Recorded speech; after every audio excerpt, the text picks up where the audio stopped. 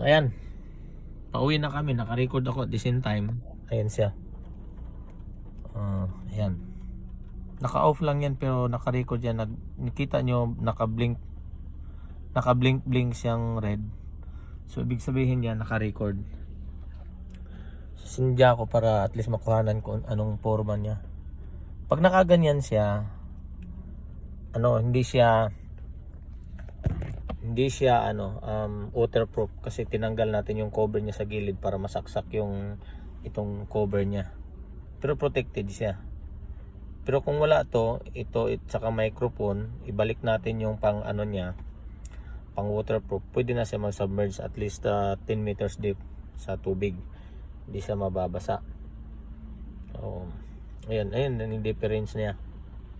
I don't know kung itong stick niya kung submersible ba sa tubig, i-search ko mamaya. Pero ang kagandahan nito, pag naglobat na siya, itong ganito parang power bank niya. Saksak mo lang to dito sa gilid. Ito. Dito isasaksak lang yan siya dito.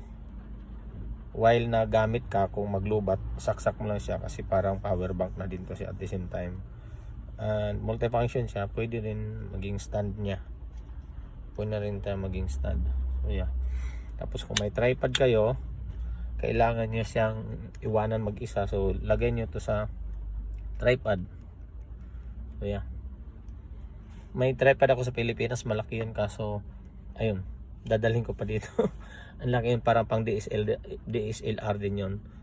Pwede na din yung pang vlog DSLR ng Nikon.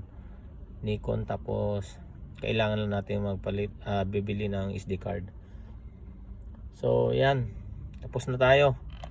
So pauwi na ako sa bahay ngayon para ma-test siyang mag-ikot-ikot lang. Bawal paliparin kasi mababa lang yung bahay.